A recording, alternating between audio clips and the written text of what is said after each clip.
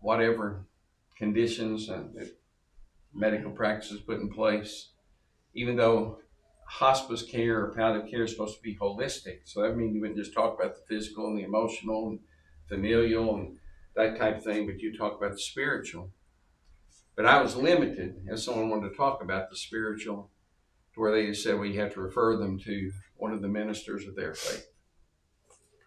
And it was so frustrating to see those people's names and to know that the most important thing that I could have been doing for them was talking to them about their relationship with God. And so you can drive by people like we do all the time, standing on the street, that holding little placards that they put together that are homeless. Maybe you've gone through a situation where a boss said, out of here, and they had you escorted out of the building as you carried a few belongings from your desk to make sure you didn't leave with anything you belonged. And so we look to the heavens often for hope. And it's intriguing to me that when celebrities die or well-known political people die, a lot of folks talk about heaven then. And, there are all sorts of editorial cartoons you can find about Peter greeting this person or that at the pearly gates. But a lot of people, according to Jesus, don't know the way. It's broad. And if you want to find the way, you've got to be willing to work on the narrow way. And a lot of folks aren't walking on that path. And so where do you look for hope? This is just an excerpt out of a Colorado business magazine called Colorado Biz. And this was an article written about 12 ways to bring you hope. We're not going to spend a lot of time on it, but I thought the subtitle was so interesting. The most successful and happy people know where to find hope. And Garth Brooks was being interviewed a number of years ago after he had his first child, I think, and commentator or interviewer said, what would you like to say to your daughter? If you could, what do you want to tell her about life? And he said, I want to tell her to be happy. There's a lot more to life than being happy. Amen. And it's finding the contentment that only God can give. Mm-hmm. But so when you read through these and just look at them quickly, it's intriguing to me. And these could be steps, if you've gone through the loss of a loved one or something, these could be good steps. But ultimately, my question is, where do you find that hope? And so they began by saying the dawning of a new day. And I know people that are struggling. I talked to a man I'd never met before in the lobby of the hotel this morning and got to talk to him. And I said, well, what brings you here? I didn't know if he might have been coming for this, but he was here from another town about 100 miles away, brought his wife here because her pacemaker's not working right, and she was going to have a procedure done this morning. So he talked, and I listened for a little while. And he's happy to have another day with his wife. So it's not that I'm discounting dawning of a new day being meaningful, but is that ultimately where we want our hope? It is if what we are is prepared for the eternal day. But then nature and garden, that brings hope, this article said. I get tickled when I watch that Nature's Bounty commercial that has two women that have worked as nurses, and they're older now, and they're talking about their retirement years, what they like doing. And one of them said, I just like to watch my garden grow. And I grew up in southern West Virginia and spent a lot of time on my grandparents' farm, and so I know what it's like to see, a plant sprout and grow and then begin to bear fruit, and finally pick that fruit, that type of thing, or dig that fruit. But I just get tickled when I see that commercial, because I just envision this retired nurse sitting there watching this plant. I don't think that'd bring me happiness, but and I don't think it'd bring me hope. But then this is one of the closest things in the whole article that they say in reference to God. The pursuit of a passionate purpose, as well as its achievement, and that provides a sense of meaning and reward. Joyful and playful sounds, sights of children and people of all ages. And in just a minute, they talk about maybe seeing a higher power. but experiencing the best the world has to offer. So going to the symphony, going to a museum, that's supposed to bring hope, choice, freedom, and free will. In other words, I have the ability to make decisions that, maybe I can cope with the situation, but they said change the situation. There are a lot of things I faced in my life that I can't change just by my free will. History, I know that I found hope before, so I can do it again. And connections with the proper positive people or a higher power in the web of life. But not a lot of detail about God. And so they go on and they complete this list. And it's really interesting, that, it's reaching a goal or all these, but nothing really foundational about the trajectory of life and where life leads and finding hope in the most meaningful way. And so, but that's the world's view of hope. And so where do you find it? Now, your churches may look a little better than this, but churches are declining in their attendance. And this was an article that was written about 7 months ago in a magazine by Jeffrey Jones. And I just thought it was interesting to see because I think I've romanticized a little bit about the past in America. I was born in 1958. So I'm 65. And so I hadn't been around forever. But I love this country. And, this is a survey that was done repeatedly over time, asking people, have you attended church in the last 7 days? And so I tend to think in the past we were more of a Christian nation. But in 1940, 41% of the American people said I'd gone to church in the last 7 days. 2023, 31% say they've attended a worship service the last 7 days. And that's not saying anything. I do that every Sunday. I do that Sunday night, Monday, Sunday morning, Sunday night, Wednesday night. It's not any of that, but just a service somewhere.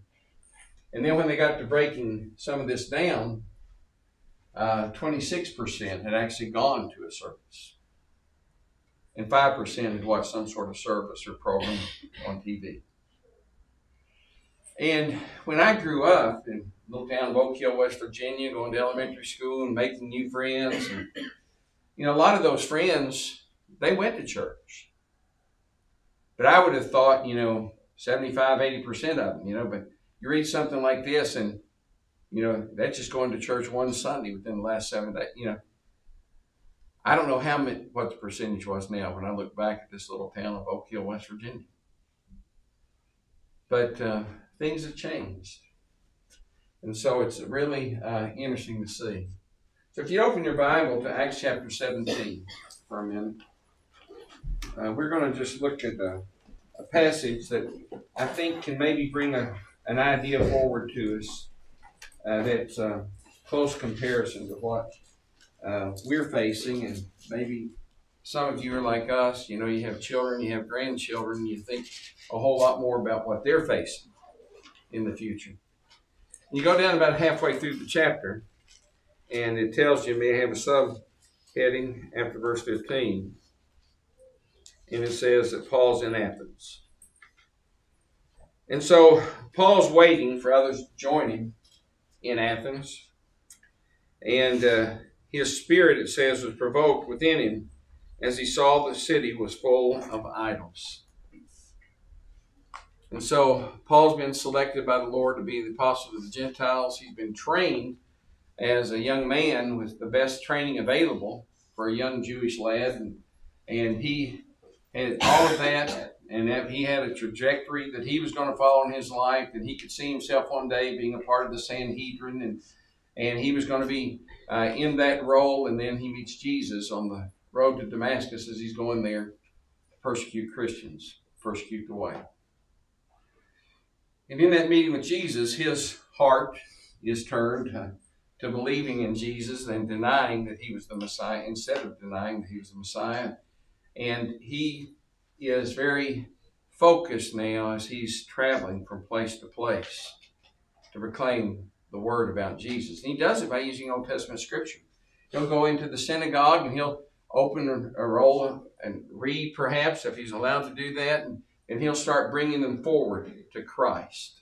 So he's using scripture, but he's not using what we so often turn to, the New Testament. He's turning the Old Testament and bringing them forward.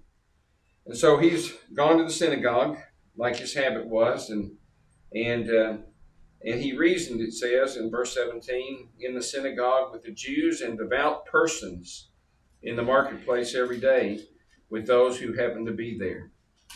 And there were some spiritually inclined people, religious people in Athens. And he could speak to the Jews intimately in the synagogue and talk to them about what he believed and understood. But then in the marketplace, he's going out and speaking to people. My father-in-law is the most evangelistic man I've ever known in my life.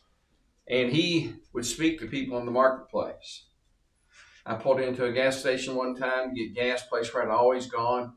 1980s, he was in Nashville visiting us. And, back when they pumped the gas for you and didn't charge you an arm and leg more for doing that. So he jumps out of the passenger door of the front seat, goes around in the back, starts talking to the man pumping the gas. And I got out and I just was stretched a little bit. And all of a sudden he says, "Gary, come back here." And I walked to the back of the car and he said, "I want to introduce you to," and he called the man by name. That man had filled my tank, I don't know how many times, and I had never asked him his name. Then he turned around and looked at me, and then he turned back to this man and he called him by name, and he said, "Gary would love for you to come to worship with him." And he turned and looked at me and he said, "Wouldn't you, Gary?" And then he started pointing down the road because the church where I was a minister was about a mile and a half down the road. And he said, "Sit down there on the left." And he said, "You're welcome to come to worship." And I thought, why have I not been speaking the word in the marketplace? Sometimes we'd be together and we'd go get our hair cut. And I'd be in one chair and he'd be in the next one beside me. I'm talking about football and the weather. And he's asking the person cutting his hair, "Do you know Jesus?" And he's inviting them to church. So I can see Paul doing this type of thing in the marketplace, interacting with people, talking to them, and in the synagogue reading with them. And so the word's gotten out a little bit, and maybe some of these people had actually heard him. It says, verse 18, some of the Epicurean and Stoic philosophers also conversed with him, and some said, "What does this babbler wish to say?" Others said, "He seems to be a preacher of foreign divinities, because he was preaching Jesus and the resurrection." And so they took him and brought him to the Areopagus. I don't think they just kidnapped him. I think it was some sort of invitation to come and to see and learn a little bit more about them. And then it says, "May we know what this new teaching is that you are presenting." And so I'm impressed with that. I am not the judge in any way. Jesus said his word will judge all of us in that last day. This is a card I've been carrying in my wallet for several months. Looked on Facebook and there was an announcement of some sort of message for the neighborhood in which we live, and it called a man's name and it said he had died and his funeral service would be on such a day at such a place. He lived 6 or 8 houses up the street where we live, on the left-hand side of the road. We'd walk, we'd drive by, maybe wave at him. He's just often sitting in his driveway in an old, outside lounge chair in the middle of his driveway, watching the traffic, talking to people as they walk by. I can't tell you how many times we walked by and said hello. Can't tell you how many times we waved at him when we drove by. Now he's gone. I will not have an opportunity to reason with him in the marketplace. I will not have an opportunity to do what I wish I would have done. Because I'll tell you, I think that if I had stopped, and if he just had the one chair out there like he normally did, if I just sat down in the driveway beside him and looked up at him, and if I had said, would you tell me about your faith? What would he have said about his faith, and what would he have said about his trajectory toward heaven? And I imagine if I looked at him and engaged him, he would have, hopefully perceived I was really listening genuinely. And then maybe another time walking by, if I sat down by him, he said, Gary, I told you about my faith. Would you tell me about yours?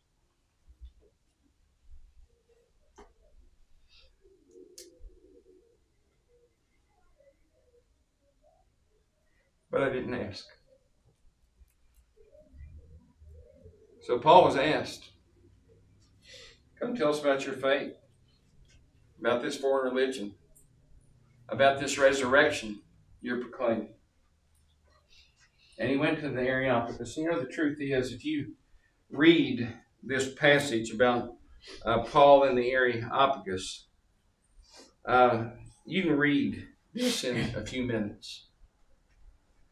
But what took place there would have lasted much longer. Because he was presenting his faith. He was telling about it. He was there. They would have engaged each other. They would have talked about it. And they would have had discussions and why, he believed what he believed. And it's so powerful to me the way Paul progressed through this. He's seen the idolatrous leanings where the people are. We live in a multicultural country, becoming more and more so as great amounts of people are coming in to this country across our borders. We live in a country that's very diverse, racially, ethnically, religiously. And there are huge pressures being put on Christians in the workplace and our children to become what we call tolerant. And tolerant doesn't mean treating people like people. It means you endorse whatever they're wanting you to endorse, or you're not tolerant. And so people, maybe like us, we take a stand on what we believe, might be labeled intolerant. And so Paul was facing the same thing in the Areopagus. And he's talking to some of their best Greek scholars and philosophers. And each of them have different followings. But with what he's trying to tell to them, they're largely illiterate. I was reading some material by a gentleman that for years has been able to go to a variety of, state universities, private universities, and lecture to try to help bring young people to come to belief in God.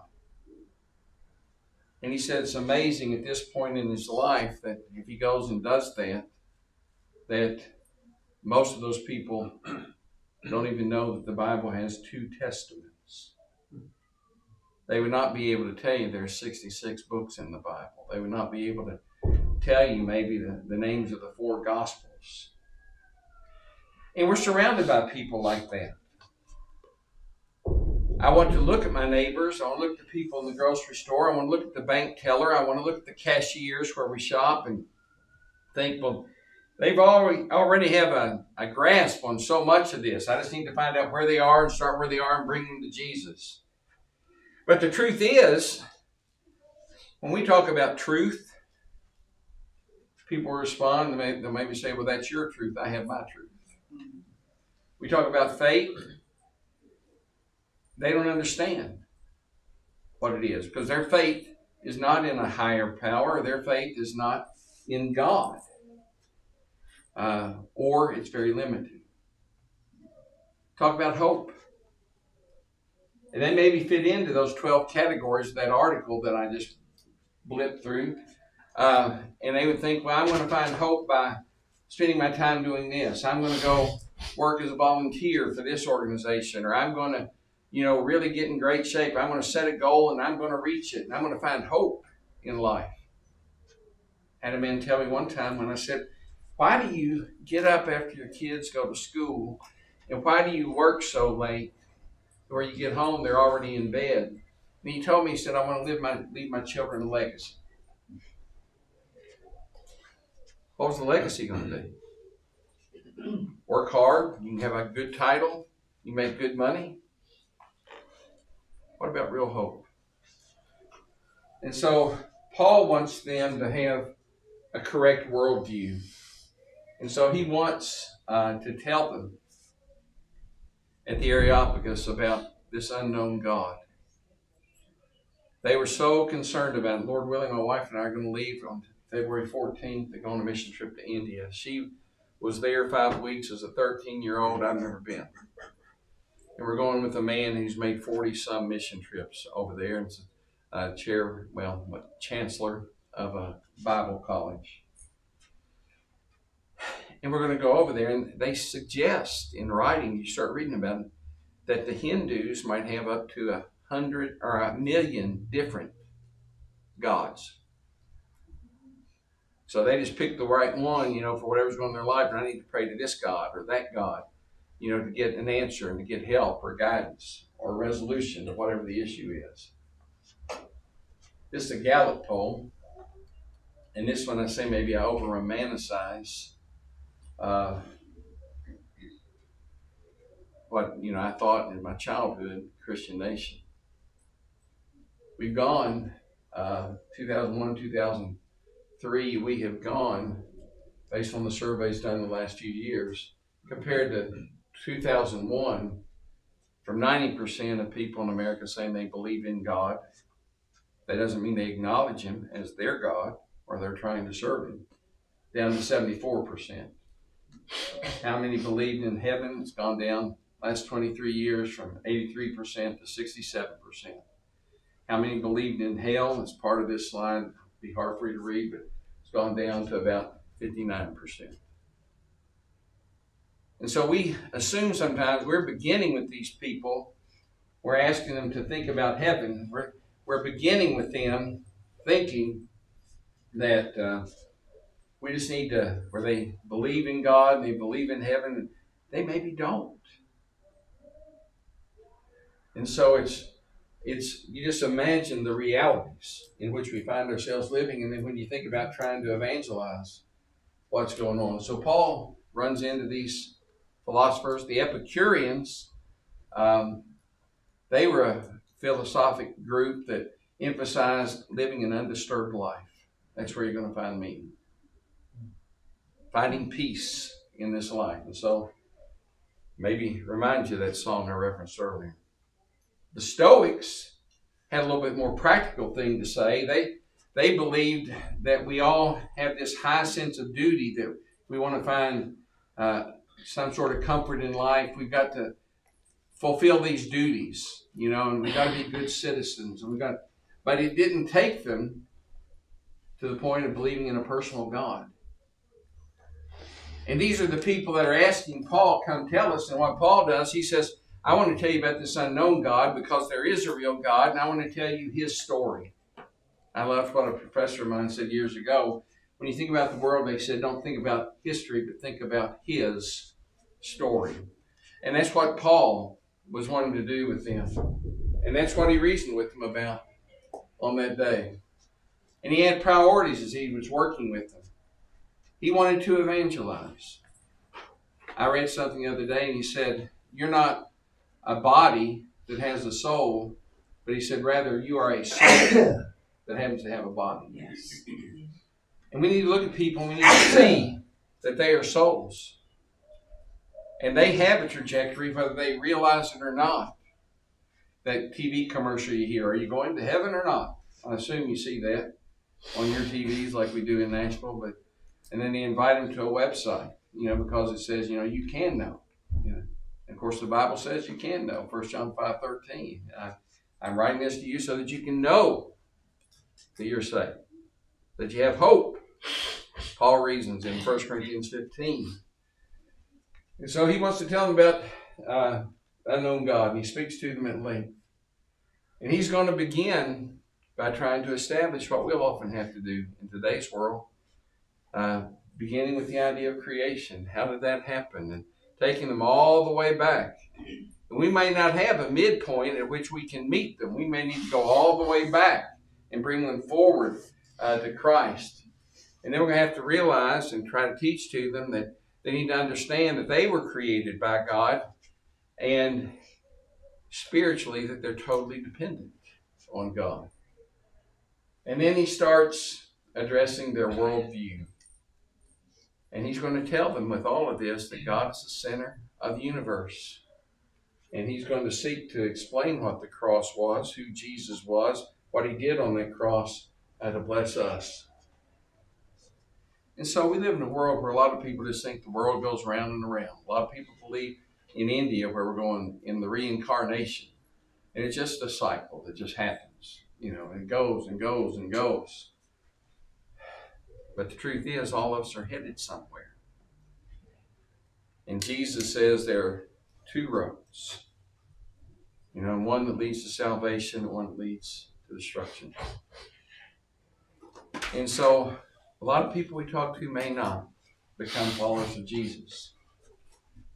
But if somebody doesn't take the time to engage them, where will they ever find this strength and desire to follow Jesus? And so I want you to imagine, really know, I want you to believe that there's a heaven.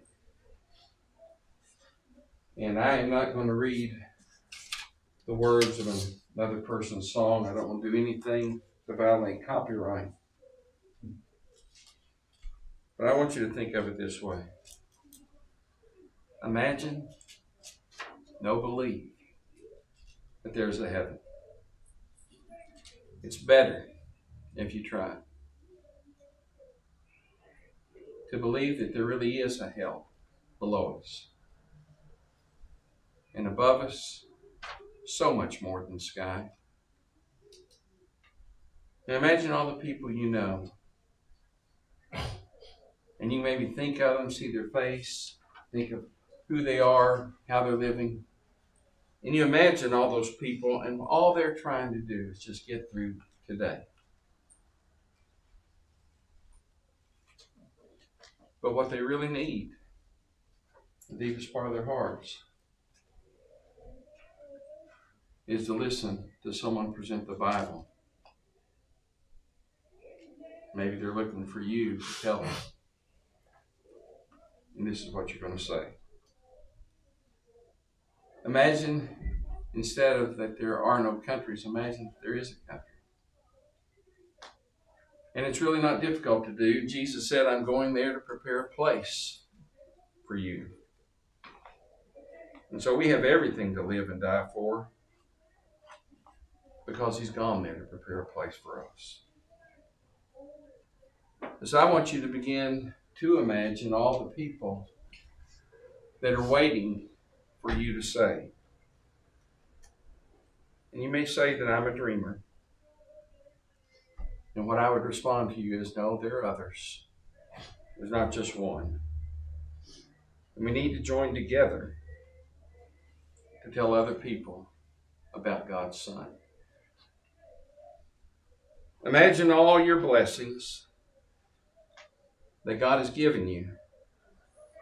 And then you can, if you choose to do it, you can use those blessings to tell other people about God's love story for every woman and every man. Imagine all God's people reaching all the world. And you may say, I'm a dreamer. But there are others, not just one. And so let's commit to come together so the world can know God's Son. I have lived and been with people that have lived many, many years. And I've been by their bedside as they died. I've seen some people in that situation that are filled with hope. And they can't wait to get where they're going. And I've seen other people that don't have that hope. One of the sweetest things that ever happened to me in the hospital room was I was visiting a lady that was on up in years, and she was my secretary's mother, and I went in to see her, and we had a nice visit and talk. And before I left, she said, "I want you to promise me something." And I said, "Yes, ma'am." I said, "What's that?" She said, "I want you to promise me."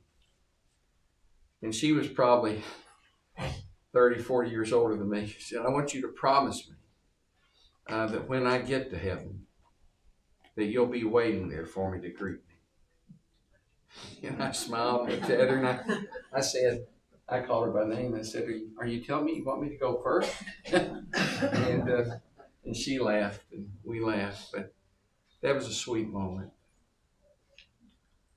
I had a spiritual mentor in my life that he was over in Italy. If you know anything about the Peyton brothers and their history of working in Italy years ago, he was there as well, up in the northeast part of Italy, in a city called Trieste. And he took me under wing when I was 17 years old. What a blessing he was through a large part of my adult life. He died a few years back with cancer. And he was a person that modeled, trying to tell others and help them. And his wife was a very godly woman, and she died preceding him in death. And when I was in my early 20s, I'd get up and meet him in the morning to run with him, just to listen to him talk about his wife and where she was and the trajectory of her illness and how things were going. And one time we were on a trip together. We were going to go do mission work in Italy, and we were going up to a church that supervised the work in northern Indiana, the Don Moyer Avenue Church of Christ. And she was sitting up on the front seat of the bus. And I went up and I sat down. We all called her Mama. And I said, "I'm praying for you." And I said, "I'm really concerned about you." And she turned and started talking to me out of the book of Hebrews. And she said, "I want you to know this verse."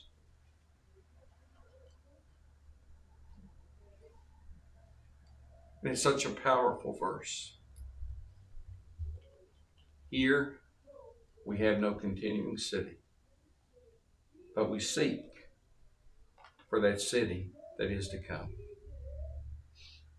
And so many people that you meet and that I meet, they may live across the street, they may live up the street, they may be that personal finance person that helps us with issues like that, or they could be our teller at the bank, or they could be someone with whom we work.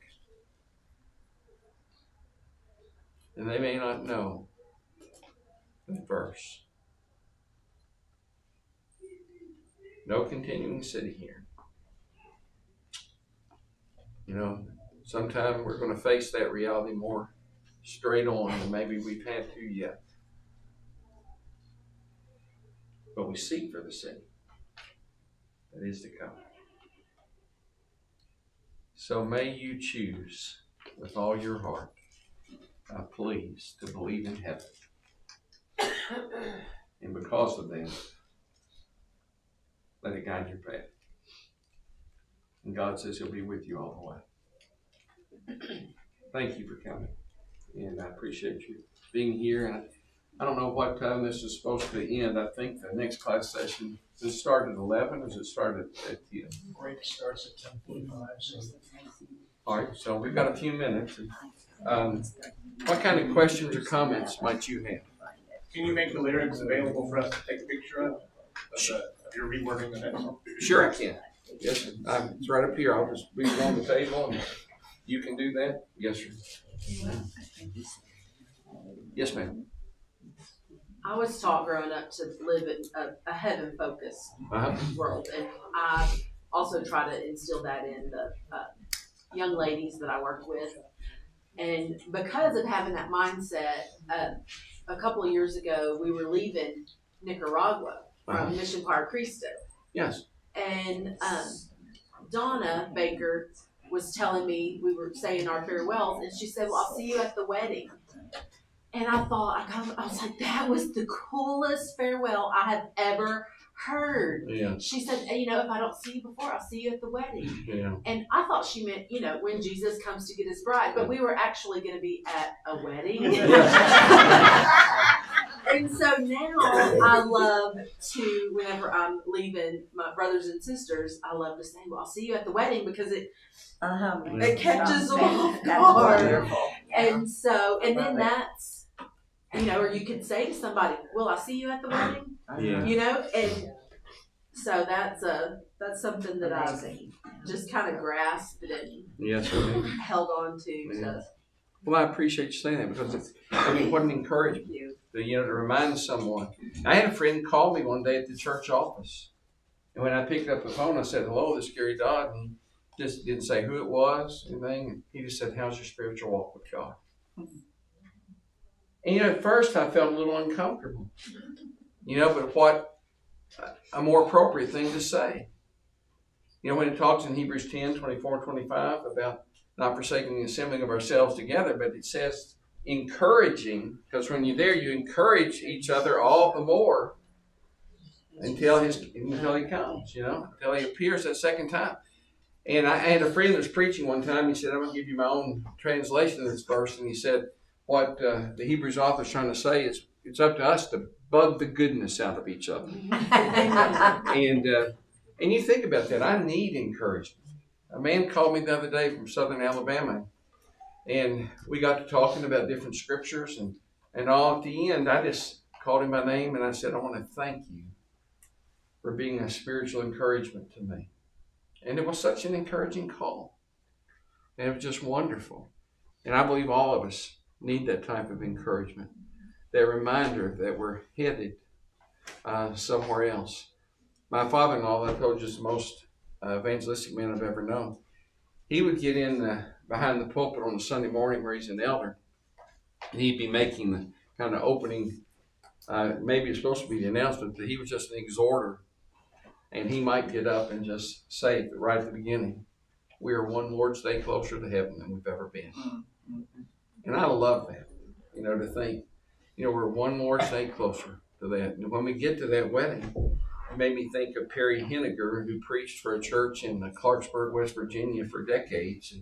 And Perry would run a church camp, and he'd teach those little kids a song that he gathers us into his banqueting table, his banner over us is love, And I have a friend who lost his son when his son was 16 years old, but he really lost him several years earlier. Had an illness that just slowly took everything away from that little boy. His ability to talk, his ability to laugh, his ability to cry. And I can't tell you the exact amount of years they took care of him just in that situation every day. And he finally died, in his mid-teenage years. And my friend tells me that the first thought that often comes to his mind when he sits down to take Lord's Supper is getting to sit by his little boy in heaven and be in that type of situation. And so thank you for sharing that. Anybody else have a comment or a question? Yes, ma'am. I think I'll share this. It's interesting that this class has become available this weekend. In trying to choose the different ones to go to, it stuck out. And just last Thursday, I was at the bedside of a gentleman that I had become acquainted with a couple of years ago through his sister. Yes. And I work in a medical facility, and so he was a patient. Mm-hmm. But it's that idea of when you see and you become aware the things that we can do to help someone else are all around us. Mm-hmm. And so this gentleman, in the course of the 2 years, he depended on our minister and myself as his encouragement. He didn't have anyone. Yes, ma'am. And so, we were able together to encourage him to study with him, to laugh with him, to do the many different things you do, you know. But I do believe, we were at his bedside when he passed, and both of us holding his hands. And I think he knew he was cared for, he was loved, and that this is not all there is. There's something so much better. Yes, ma'am. Thank you So for doing it. I think maybe that was a good opportunity to share that. Because we all have those opportunities around us. That's We right. just watch and take advantage. I mean, it scares me to death to do that to begin with, but I know the Lord has helped to pave the way for the things that I was able to. Yes, ma'am. That is so wonderful. So, Thank you. well, and to point it to Him. Yes, ma'am. But I've taken the opportunity with my parents when they were dying, with one of Faith's aunts when she was dying. And I will do this with people as they approach death when I'm allowed to. And I asked my mom, I said, Mom, are you ready? Because her cancer was well advanced and she knew her time was very limited.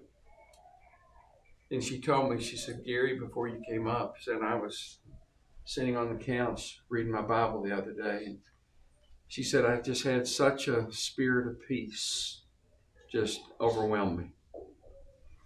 And she told me, she said, I'm ready. My dad, weird end of life, really. He'd had a stroke several years before, and a sweet nurse came in at that time, didn't get paid a dime for doing this. But she just looked at the hospital room. My older brother and my little sister and I were all sitting there. And she said, are these your children? Dad said, yes. All of them? My dad said, yes. And she said, let's talk. And she just pulled a chair up right by the head of his bed, sat down, and he was a little bit elevated, on the head of his bed, and just looked him right in the eye and just close to him. And took him through all the decisions that have to be made, when a person is dying, and how it's important for a person to make those decisions for themselves and how that's a help to the family. And so we're just sitting there listening to this conversation. And she went through and we heard my dad say everything, answer the questions. Do you want to have CPR? Do you want to be intubated? Do you want, to be fed, And we heard Dad answer all those. She filled them out, put them in his chart. And a few years later, he was in a very narrow kitchen, grabbed a container of orange juice, turned around, got a glass out of the cupboard, poured it, turned around to put the glass in the orange juice container back in the refrigerator, and just torqued his leg right. And both bones in his lower leg just broke completely in two. And he hit the floor. And Dad never had a cell phone, but he would always carry this portable phone around through the house. And so he reached in his pocket and took that out, called my brother, and said, I'm in the floor, I've fallen. My brother was actually in Nashville. We were going to move Dad down to Nashville, and where we could share and take care of him. And he called me, but I was in Fort Wayne in the airport, Indiana, waiting to go and preach a meeting. And he said, Dad's in the floor, and he called Dad's doctor. He was only a block and a half from my dad's house, and he just swung into the driveway and went in and found my dad in the floor. And Dad, he straightened his leg, and Dad didn't even wince.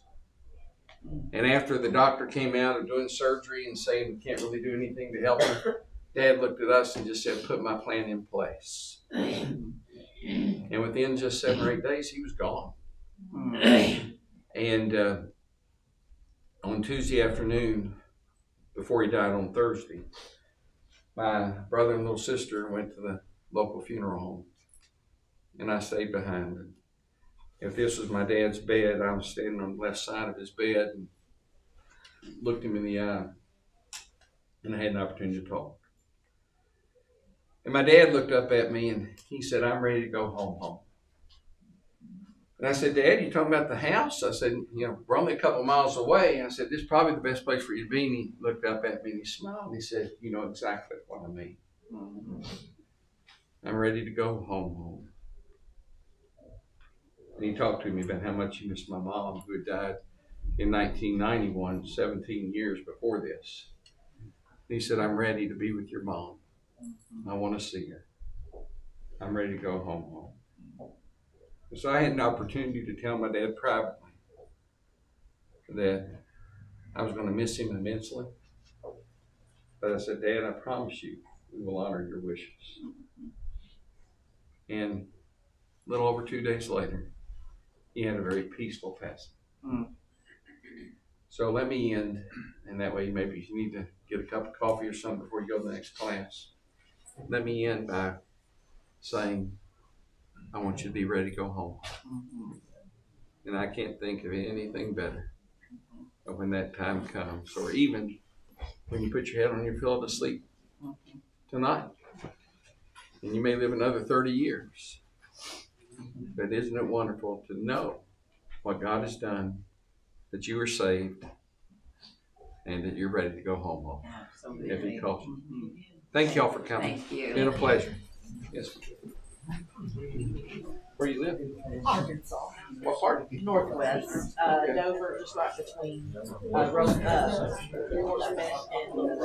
Russellville. So I do have a.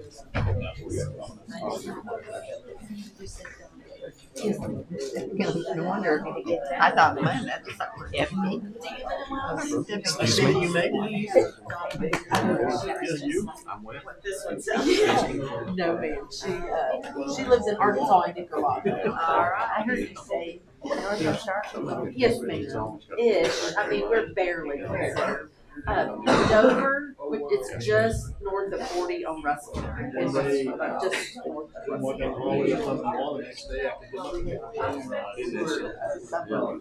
That's kind of the way we start. Okay, all right. My next presentation, but have you ever heard of I don't. No, I'm from It's good to Texas. see you. I'm from Thank East you. Texas, Thank but you. Yeah. You may we've be been the only in person that's ever heard me speak.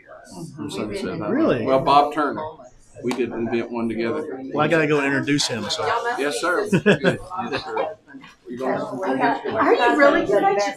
That's usually my joke, is that when I think somebody's sister or you have twins, I'm like, you're your first cousin. It's like being my first cousin. We all look just like you. This is way back years ago. Beautiful lady. I think. Bright soul. A lot of our Wife of Gary Sue.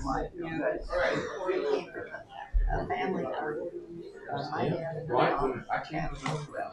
Okay. So there were quite a few. Okay, so it's a brother sister. Your parents are brother sister. Yes. I would have guessed. Be a youth administrator. Yeah. Yeah, well, they will always sit, I think, with my dad's side. I don't know. Yeah, Too yeah, bad. yeah. Thank you so much. Nice talking to you. Talk to y'all too. Thanks for that. If I don't see you before, We'll see you at the wedding.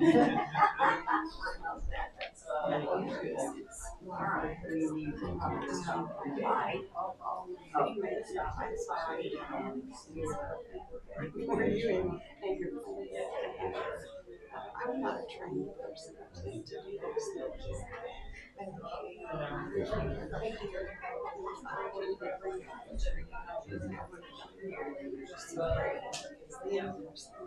how's camp? Good. Good. Glad to take care of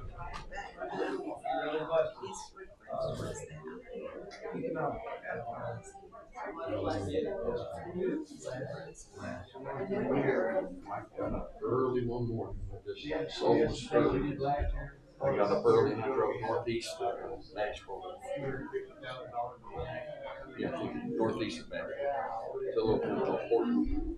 And went to a hospital and see this been trying to figure across. He'd come down with some sort of illness. They told us that it was highly contagious. And it was not. So I just blew up and sat. And finally just called one of my elders and said, I know it's Sunday morning, but I'm with this gentleman, I'm not going to leave him by himself. I said, could you preach or the elders preach? So they took care of that. I was able to stay with them. And I just pray, Lord, please give him a chance, give him the opportunity. And it's hard. I had another older gentleman that really, really was studying at church.